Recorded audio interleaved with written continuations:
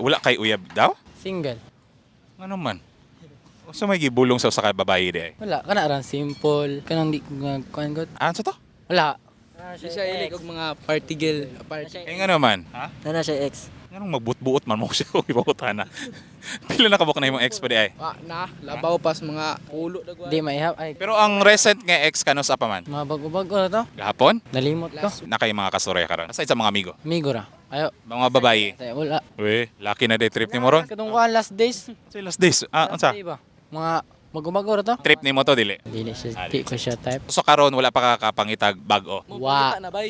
Pangita na. Ano mang dili pa man ganahan? Focus. Sa unsay magi-focus? Kuila niya. Mura. Kuan basketball po. Sa akong goals. Unsay goals na mo sa kinabuhi dayon? Tarong ra eskwela mura. Tapos siya. Wala na. Minsan lang sa puhon nimo nga mahimong karelasyon. Swerte ka kung naman kung naka niya. Anong sa man siya? Alams na Minsan sa mga future nga mahimong karelasyon. Kuan ra ng simple family ra gud tinang saray kuan anak yung Oh, grabe po mga pamilya. Uyab-uyab pa ganito. No? kayo future man. Future ng karelasyon. Pa, dili pa ka ng mga asawa. Grabe po na.